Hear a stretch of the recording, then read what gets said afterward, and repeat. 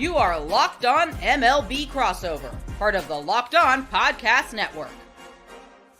Your team every day. Every day, every night, Locked On Dodgers postcast and another crossover for you here. I am Pete Fox. He is Gavin Carlson. Locked On Angels postcast. Our first time doing the crossover, and I guess you're bringing your team some good luck, Gavin. A 3-2 extra innings win for the Angels there, which I got to believe you did not think was going to happen tonight. Yeah, it's funny. I came into this one with two potential options. It was either Dodgers by 10 runs or the Angels win in some weird game that makes no sense. And ironically, we got the second. The only offense getting hit by pitches. We'll talk about that later. But hey, we'll take it. A win is a party here. Normally on the postcast, you win a game and we pop fireworks. It's a big deal. Hey, it could be worse. I was talking to a guy tonight at this anniversary party that I went to, and he was under the assumption that the Angels had lost 10 in a row. And I was like, look, they're not good, but they're not that bad. Let's relax a little bit. So they've only lost 2 in a row coming into this one. But nonetheless, I am Pete Fox. He's Gavin Carlson. You can watch us nightly. We're both on the Locked On Sports LA YouTube channel, the place to hang out when every game is done. And he's on the Locked On Angels podcast feed if you want to listen. And I'm on the Locked On Dodgers podcast feed, wherever you find your podcasts. And today's show is brought to you by the Tax Network USA. Did you know that it's never too late to resolve your tax issues with the IRS? Don't wait. Reduce your tax debt and get the help from a team of licensed tax professionals at 800-549-1000 or tnusa.com/locked on. Well, the Angels did it in a very bizarre way.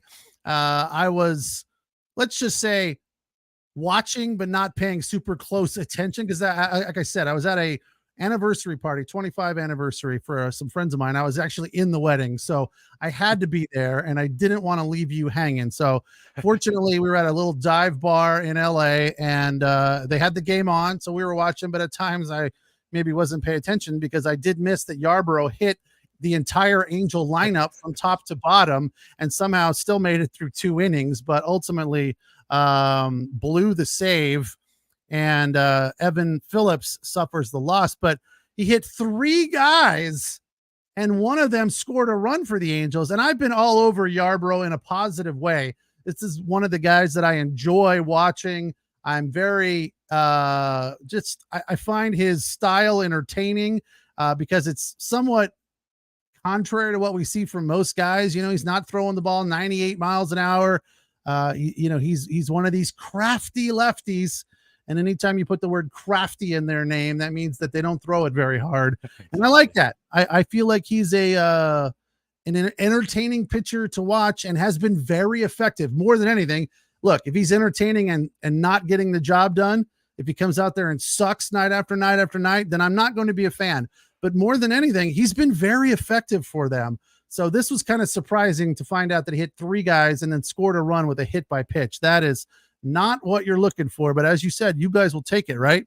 Yeah, I mean, absolutely. This lineup for the Angels, it's funny. I'm sure Dodgers fans that have not followed the Angels very closely all year probably can't even recognize half the lineups. I mean, our big change in the middle of games is pinch hitting Kevin Pillar for Willie Calhoun. It's like it's a bunch of names that nobody knows, and ironically, that inning got started because the starter Knack was taken out, and that's kind of the thing that's happened for the Angels a lot this year. I was talking about it in a different postcast. When the starter stays in for the other team, they just mow through this lineup inning after inning after inning. And when the Angels aren't hitting, they don't know how to turn it around. And it's almost like Dave Roberts and the Dodgers gave the Angels a gift in this one by taking out Knack kind of for no reason. He was pitching great. The Angels had like 2 or 3 hits going into that 6th inning when Yarbrough comes in, and I'm sure he's been great. But they said it on the Angels radio, actually. They said the Dodgers were really eager to bring him in, and they really were not eager to take him out. You think, what has someone got to do to be taken out of a game? Hit 3 guys, you load the bases, and you hit another guy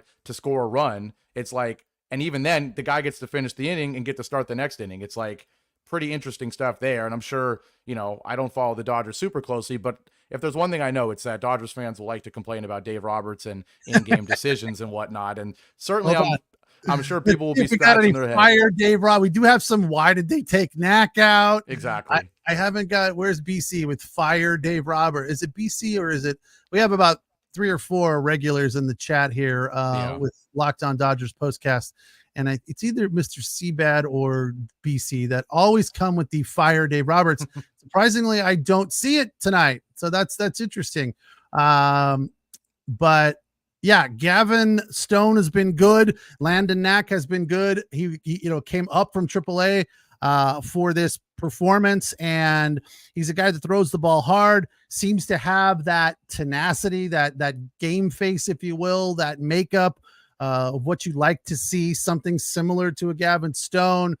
Bobby Miller has that as well. A lot of the Dodger younger starters have this sort of tenacity, this young and eager, and they're not affected by much when it comes to when things go wrong for them. They just kind of let it roll off their back. I've liked what I've seen from Landon Knack every time he's been out there. East Tennessee boy, 5 innings tonight, allowing just 2 hits, 2 walks, and 2 Ks, and it makes literally no sense why they would take him out of this game, other than the sabermetrics said something about I do know one thing: when they've got a guy that throws the ball hard, and look, that's most of the Dodger relievers or starters, they try to mix it up and throw Yarbrough in there to just give them a different look. And it's been good. It's been working. So I'm not terribly surprised that they did that, but you're right. It is surprising that they leave him in there after that. I guess one of the things that we could have potentially seen, but didn't, was Dave Roberts coming out, putting his arms around him the way he did with Yohan Ramirez. And we know that's worked well because Yohan's been great ever since then. So maybe Dave needs to incorporate the hug thing more frequently, because Ramirez has been practically unhittable since that happened. Tonight, he was, struck out the side. So he's been rolling. This is a definite strange one for the Dodgers. But look, it's good because Angels Dodgers is a pretty decent rivalry. I don't want to say it's heated. It's definitely not Dodgers Giants or anything like that. But at the stadium, whether it's Anaheim or LA, you get a fair amount of both teams there. And these, the Angels get up for it, and it makes sense, and that's cool. Yeah, no, absolutely. I mean, it's kind of funny because we were talking earlier today just on the phone about how different our experiences is with these two teams, and I've watched Dodgers postcasts in the past with you, and you're like, the Dodgers might win a game and you're critical because they won it based on home runs and you want it to be on, hitting around the lineup and everything. Whereas I want here, pick a fence. I want one every inning. That's what I want. Exactly. Whereas here, it's like we score a run and it's the end of the world, and we win and it's the end of every world, the universe. And also, we're not even really rooting for wins. I think half the fan base wants losses, as many as possible. Our whole thing is our front office doesn't even know what selling at the deadline is. And so we were like, hey, let's get blown out by the Dodgers and maybe they'll finally trade some guys. But no, I totally agree. This is like our Super Bowl. I think someone said in the comment section, like, it's one of the few games where you actually want to win, even if you're one of those pessimistic Angel fans who rightfully so thinks it's finally time to blow everything up and start from scratch. But yeah, this is a big game for us just because obviously it means something more than just wins and losses for a team that's 15 games under 500. And yeah, I mean, I don't want to say they came out and played like it was their Super Bowl. I mean, the lineup rolled over basically the entire game. This is something we're used to in most games. The lineup doesn't do much. But the pitching was solid. We did have Patrick Sandoval leave early. I was kind of bummed because I wanted to see him go through the Dodgers lineup a couple times. He was pretty resilient in those first couple of innings and would have liked to see sort of how he would react to going against that lineup a couple times. But yeah, I mean, a win is a win for us. We will take it however we get it. And who knows? I mean, does it count as a sweep if it's just 2 games tomorrow? I think so. It does indeed. It's a modified sweep, but 7 pitchers for the night for the Angels, which was interesting. The Dodgers threw 5 of them out there, and for the most part, it was pretty good across the board, except for Yarbrough. So that's another positive thing to take away from this one for the Dodgers in a loss. 3-2 the final. Plenty more to get to, including Shohei Ohtani's night. That was another bomb, his 22nd of the year. So we'll get to that, and I'll continue to break this one down. I am Pete Fox. He's Gavin Carlson.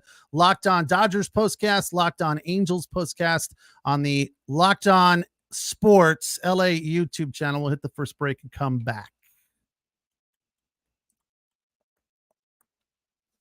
All right, tonight's show brought to you in part by Stitch Fix. You know that instant confidence you get when you have a new outfit, makes you feel really good about yourself. You stand a little bit taller, you feel a little bit thinner. Well, you can get that in a very simple, easy way. Like this cool shirt I got on right here that I wore to my little anniversary party tonight. I was lucky. Somebody gave me this shirt. And it's been one of my go-tos. It's one of the shirts I will pull out for a party when I want to look, halfway decent and not look like a scrappy schlub. But if people aren't giving you cool shirts like this that work for you party after party, then you got to get a hold of Stitch Fix. With Stitch Fix, you get a stylist who understands your style, size, and budget. And if you don't know what your style is, they will help you figure it out, whether you're a t-shirt guy or, like in this particular case, I thought it was, it's kind of warm, but it's not necessarily, it's a dive bar we're going to, but it's kind of dressy. So I did some nice golf shorts with some white sneakers and a untucked, button down. That's a specific look. I don't know if somebody told me that or I just came up with it on my own, but most of the dudes at the party were wearing this. So I fit right in. So I was lucky. But if you don't have that style, they can help you figure it out and they can help you update your wardrobe for the season.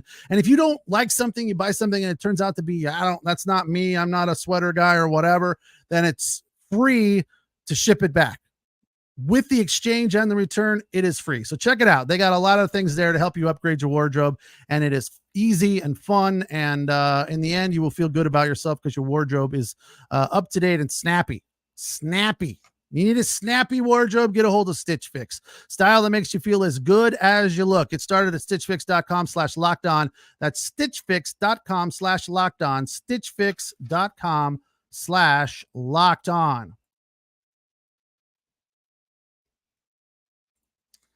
Oops, sorry. Don't know why I removed you there. How are you? Why are you on the other side all of a sudden? How did that happen? We changed it up. Sides. Change it up. Why not? It was a weird game. Why not make it a weird little postcast? Why not? Yeah, it's weird. Speaking of that, I always mention this when I see the guys doing the Dodgers postcast or post game. We do the postcast. They do the post game. But in the studio, they sit in one seat. And in the stadium, they sit in an opposite seat. And I always find it so bizarre. And it's different every time. Sometimes it's on the left. Sometimes it's on the right. Sometimes he's in the middle. I'm like, what is going on with that? Whenever I'm on a set, which is not very often anymore, I sit in the same place every single time. This is my seat. So This is weird that we now have switched sides. You're on the right. I'm on the left. Hope it doesn't throw anybody off. All right. Dodgers fall. Angels pull off a 3-2 10-inning win. One of my brethren from the desert, Taylor Ward, the game-winning RBI there, went 2 for 3 on the night with a run scored, went to Shadow Hills High School, which, Gavin, this will tell you how old I am. When I lived in Palm Springs and grew up and went to high school there was no Shadow Hills High School. There was no any high school other than Palm Springs, Indio, and Coachella, and that was it. Now there's like 12 high schools there. I was just completely blown away about all these high schools out in the desert, because back when I was going to high school, you either went to Palm Springs or Indio, and the people that went to Coachella, it was like so far out there. We could never figure out who those people were. But Taylor Ward making it to the show from Palm Springs. It's not something you see all that often. You might know one of the other guys that did briefly. Tony Perez-Chica played for your team, your fan team, not your team that you work for, the San Francisco Giants back in the 90s. And he is now the third base coach for the Arizona Diamondbacks. So every now and then somebody will make it out of the desert, and Taylor Ward is the guy now playing in the major leagues from the desert, but he got the game-winning RBI. That was a nice hit. I felt like I said, Evan Phillips has been very good for the Dodgers, coming back from the IL stint, struck out the side, I think, last night, or 2 of the 3, and was dominant through 11 pitches in the save last time out. And Bonda was good. Johan Ramirez struck out the side. So for the Angels to pull this one out, it's pretty remarkable. Yeah, and you just got your fire Dave Roberts in the chat in case you were waiting for it. But yeah, no, I mean, always am. Yes. Yeah, well, the Angels they found a way. It's funny. One of the issues with this team has been in extra innings they never find a way to get things done. And we were promised small ball from Ron Washington all season. It's something I've been complaining about after many postcasts. Is I'm not expecting this team to get 20 hits. I'm certainly not. I'm not even expecting them to get 8 or 9 most nights. But when you get 2 or 3 and you get a guy on second base, you get a guy on third, can you just manufacture runs? And at first they didn't in the earlier innings. Kevin Pillar had a rough night. He struck out with the guy on second base, I believe, earlier in the game. But yeah, he got it done. Taylor Ward got it done in the extra inning opportunity because we actually had a sack bunt. Nolan Shanuel was able to move the guy over in the top of the 10th, to get that rally, quote unquote, started. And it was just nice to see manufacture run, find a way to do it, because this team, like I said, they're not going to ever string together 4, 5, 6 hits in a row. In this one, it was 2, 3 hit by pitches almost in a row for those 2 runs earlier in the game. And then, yeah, Taylor Ward, like you said, the Palm Springs native, able to come through in the clutch. But yeah, I mean, I'm curious. I heard in the broadcast that the Dodgers are like 6th in the whole Major League Baseball in terms of innings pitched by the bullpen. It sounds like you were saying, that the bullpen's been pretty solid. Do you think this changes anything in terms of, it's just one game, but to see everyone else do good but Yarbrough, is it like, does he get demoted in that bullpen order or something? Or no, I feel like he'll still be a guy they go to pretty regularly, especially because he's a lefty. And you know how that goes in Major League Baseball. They love lefties. And the Dodgers, they have a fair share of them. Bonda's been good. But yeah, they're not going to make any massive major changes. I think ultimately what bit him in the ass here is the fact that Landon Knack has not been at the major league level recently. So they pulled him up from AAA because of Yamamoto being injured and so forth. And I think that's what, they were afraid to let him go 6. For the most part, I feel like Dave Roberts does his best. Dave Roberts and Freeman, whoever is underneath the stadium making the decisions for this team, they do their best to get 6 out of their starters. So it seemed like tonight, because Landon Knack's level of major league experience of late, it's not like he has none, but he just has been pitching in AAA for the last few weeks. I feel like they probably had 5 circled. And if we get 5 out of him, we're winning, right? It's good. That's all we need. So I feel like that's probably what ultimately reared its ugly head and bit him in the ass. And I don't think it's ever going to change anything. All we hope about as Dodger fans is that when they get to the postseason, yes, that this type of philosophy, let's call it that for right now, is not what they lean on so heavily. I think we're okay with it in June and July, even August. But as you get towards the end of the season and into the postseason, you have to let the manager manage. We have to see some intuition. It is not, look, most teams rather in Major League Baseball have some sort of analytics involved in the decision-making process. But the fact that Bruce Bochy continues to win World Series wherever he goes is not based solely on analytics. That dude knows baseball. He has an eye for baseball. He can manage a baseball team when it matters most. And the fact of the matter is that we have not seen that from the Dodgers and Dave Roberts and his staff in the postseason. Jeff McKeough has a very distinct feeling about the Dodgers. They will still choke. Well, clearly Jeff is either not a fan or a very negative fan. No, he's an Angels postcaster. He's been in there with me, so he's. Oh, I think Angels fans are having a little victory lap right now. Is what's happening. Okay, good. Well, that's cool. They deserve it. They earned it. Look, it's tough this time of year. It's not really our job, Gavin, to go in and go, what does this win mean for the overall, status of this team, and where will it help? Will it help them in the postseason? Right. Who knows? Like at this point, we don't know. We're supposed to come in and break the game down. But every time the Dodgers do this, right, something happens where the bullpen kind of has a little shaky outing. I just wonder. And I say, is this what we're going to see in the postseason? I feel like I was talking to another guy tonight. He was like, until I see the Dodgers win, I don't believe they can win. And I'm like, okay, thanks for that obvious statement. Way to step out on a limb. But the fact of the matter is that this has been their undoing of late. Postseason bullpen pitching. That has been their problem. So I feel like this bullpen is just better. I mean, they're dealing with injuries and still are very good. There is an embarrassment of Richards. The cupboards are still full with guys getting off of the IL. So that's a good place to be, right? And I look at it and I go, I feel like they're doing a lot of things differently this year. And if they can keep this up, they're going to have a good chance. But obviously, there's still a long way to go. So Angels fans, again, another one here probably.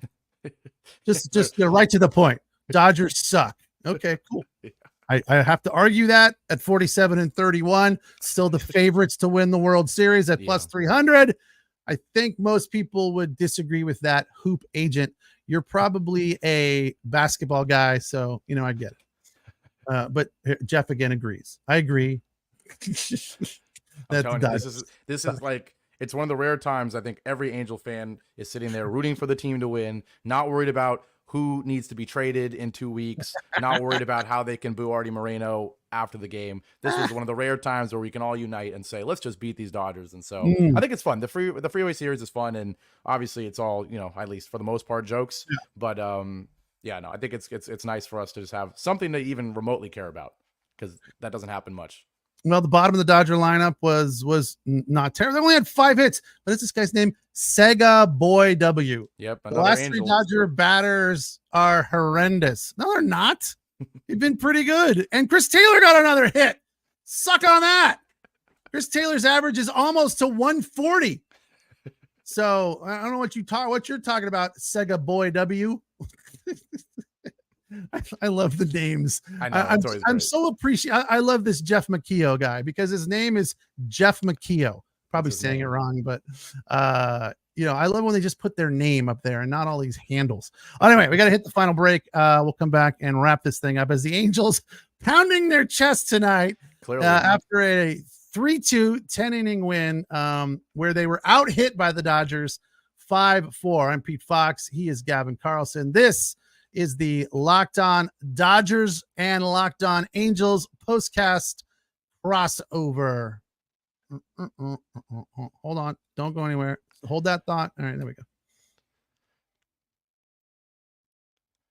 Now, today's show is also brought to you by Tax Network USA. And now, look, this is a special episode. Obviously, it is a crossover, but whether it's Pete or I or the Locked On Dodgers daily podcast, the Locked On Angels daily podcast, we all at Locked On pride ourselves on getting you the latest news with our team, whether it's the offseason, the draft, spring training, or the playoffs. It's year-round. But you know what else is year-round? Collection season. Just because tax season is over doesn't mean the IRS will stop coming after you for your unfiled taxes. The IRS can garnish your wages, levy your bank accounts, and even seize your property. Don't let the IRS target you. Let the licensed professionals and tax experts at Tax Network USA go to bat for you. Now, Pete and I were joking before the game about how expensive it is for me to live in Westwood and all that. And I'm just becoming an adult now. I just graduated from college and everything. And certainly I'm going to be worried about my taxes. And I think the thing that people don't realize, it's more than just your income. It's so much more. So you need experience. You need, with over 14 years of experience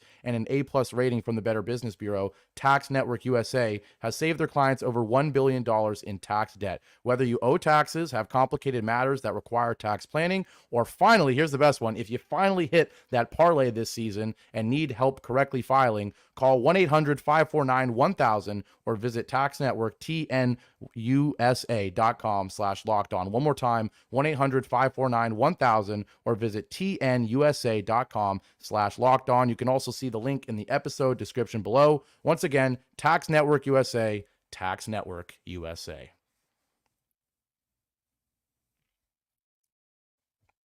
They switched sides again.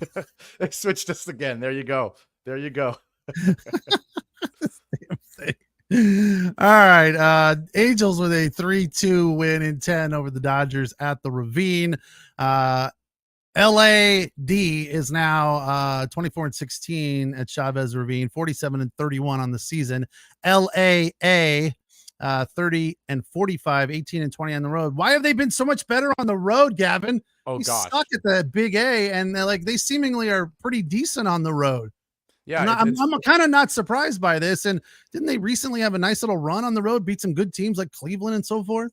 yeah, no, it wasn't Cleveland, but it was actually our road trip in Texas where we had a lot of success, Right, the Rangers, yeah. against the Rangers and Astros back to back.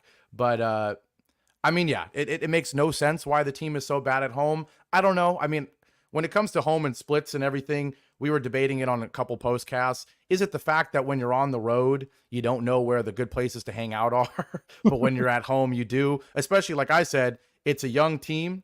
And so maybe veterans know the nice restaurants and the nice places to go out both on the road and at home. Whereas this young Angels team, they only know the good spots in LA, and maybe they go out too much at home and then have a horrible home record. And then they go on the road, they go to, Denver or something like that, and they don't know where to go because they're a bunch of 22-year-olds who haven't been, exposed to that life. But either way, it makes no sense why they're so bad at home. It kind of goes with the whole mojo of this team of just, one, making no sense, but two, just kind of going against the whole franchise, whether it's Artie Moreno, and we know everything about how much the Angels hate the owner and whatnot. So I think when the team doesn't play well at home, half the crowd's got bags on their heads, half the crowd's booing extra loud because they don't really like anything about the team other than the players. And it's unfortunate because, of course, anytime a fan goes to a game, they want to see their team win, whether or not they like the owner or whatnot. But yeah, it's all part of the weird vibes of this team. And surely enough, we'll just keep winning on the road, I guess. I mean,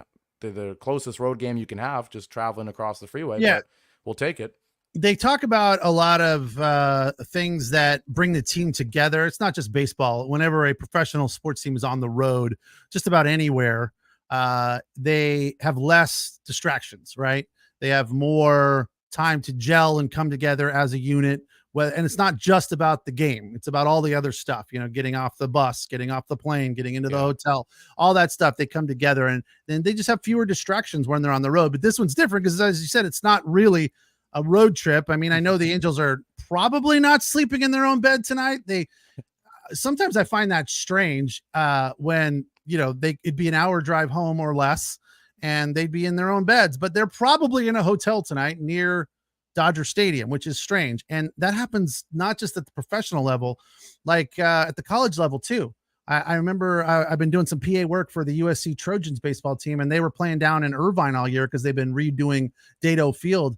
And after those games in Irvine, they stay in a hotel. I'm like, it's 40 minutes to the house. Really? Like, yep, they're in a hotel. I'm like, wow, must be nice to just be able to waste money like that. But yeah, I mean, it's probably a lot of all of those things. And more than anything, I think, as you pointed out early on in the postcast, that these games against the Dodgers mean more to the Angels. They mean more to the fans.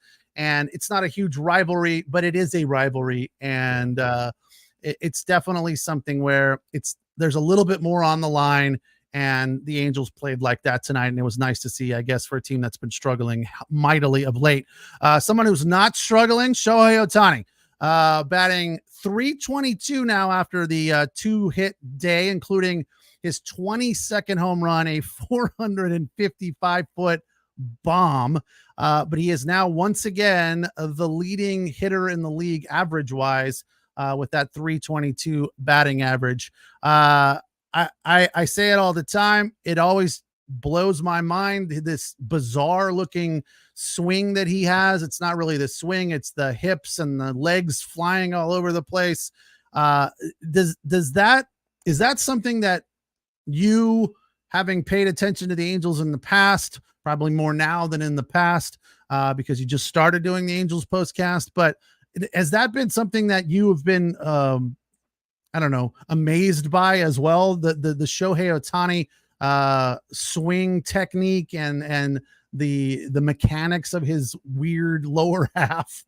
Yeah, I mean, obviously he's a freak in every way. I mean, he's as tall as he is, but I mean, I think they said like 16 stolen bases now. Like he's much faster than you'd expect when you look at him. You see that stance, you see him almost moving out of the batter's box at times, and you think he'd be a guy who's hitting. You see 322 and you see the legs moving like that, and you think, oh, it's probably, poking the ball the opposite field on these soft lines. Oh, no, wait, he hits the ball 455 feet to center field and absolutely destroys a baseball. I mean, I don't think any Angels fans need me to say it. Obviously, we saw it for many years that he is a freak in every way. He's unbelievable. And just going back to what you said about the rivalry a little bit between these two, I don't know what you think, but I certainly think that Shohei just going across the freeway himself certainly adds to that a little bit, right? I mean, I think if you ask 10 Angels fans, 5 will say one thing about Shohei, 5 will say something else. It's usually a combination of obviously he was great for us, obviously we're sad he left, but then you'll have the guys that say, you know, he's a traitor, he didn't win with us, somehow that's his fault and not the team's constant failure for 10 years. And then there's the other half that will say, who could blame him for leaving? They didn't do anything with him. And I'm certainly in that camp. But I think, it's kind of, obviously it sucks seeing him just continue to, tear apart baseball when he left us. But I think it adds to the rivalry, and that's the only fun part about it. Is it's just one more reason for two teams in opposite leagues that are completely different trajectories. Let's be honest, right? You guys it couldn't be further from us, but it's kind of just one more thing to make the two fan bases, connected forever. Yeah, I think a lot of people do get it. It makes sense that, he wanted more and the Angels weren't even close to giving that to him. Not that he had a bad time when he played there, but ultimately he just wanted to be part of a contender, and everyone kind of gets that, right? Yeah. And I think it matters to the rivalry a little bit, but the fact that the Dodgers are a contender and they paid him, $1 billion or whatever, that, the Angels were like, well, what do you want from us? We can't do that. So it totally makes sense. If you want to use the Chargers analogy, I think if they left most people in San Diego, there's still some that have gotten over it and don't care all that much. It's like they've kind of become fans again, but most Charger fans from San Diego are still pissed and will be pissed forever because they went to LA. If they went to San Antonio or something, it would be different. They'd be fans again, like the Raider fans. They just follow them wherever they go. Yeah. But I don't think that applies to Shohei Ohtani with the Dodgers, because it's just like you kind of said, they're just two different situations. It wasn't like, oh, the Angels are a contender and they can give him almost as much. No, the Angels are not a contender and they weren't going to give him anywhere near that kind of money. So it makes sense, but it definitely does add to the rivalry a little bit for sure. So a 3-2 win tonight for the Halos. The Dodgers will look to even the series and split, and the Angels will look for a 2-game sweep in this little freeway series, and we'll be back doing the crossover right after the game is over again tomorrow. Another night game, a little after 7. Who gets the start? Do you know off the top of your head? It's Tyler Glasnow versus Zach Plesac, New Angel. That should be interesting. Yeah, I mean, Plesac, it's funny that we've had quite a week with the Angels because we sent down our least favorite player, I think, universally, in Jose Suarez. We call up Zach Plesac to be kind of this long reliever guy. He's been a starter in the past. It hasn't worked well. They call him up to be a long reliever, and then immediately, like half an hour later, our starter that night is out for no reason, and Plesac starts. And he actually had a pretty solid starting performance. So it'll be interesting to see if that was kind of a fluke, maybe some adrenaline going from being in AAA to suddenly you're starting a game you weren't expecting and actually doing pretty well. But I'll be honest, I'm not very confident. He is kind of more like your Yarbrough. You might like him. He doesn't throw hard. It's a lot of curveballs and off-speed pitches, so you might enjoy that. But I think that I have a feeling, unfortunately, that the Dodgers lineup might enjoy it as well, because I don't think the stuff is that electric. He's kind of just a guy that he's not striking anybody out, and you're just hoping it's weak fly balls and not deep fly balls. And I just have a feeling that, especially the Dodgers will be a little woken up after today. It could be a lot of deep fly balls tomorrow, but I'm hoping not. A sweep would be fun. It would be fun for our Angels. Well, we'll see how it all shakes out tomorrow night about 9:30, 10 o'clock. So be sure you join us. He is Gavin Carlson. I am Pete Fox. This is the Locked On Dodgers and Angels postcast on the Locked On Sports LA YouTube channel and the Locked On Dodgers and Angels podcast feed. Gavin, we'll talk to you tomorrow. Have a good night, and we'll talk to the rest of you as well. Thank you for joining us. We'll see you tomorrow.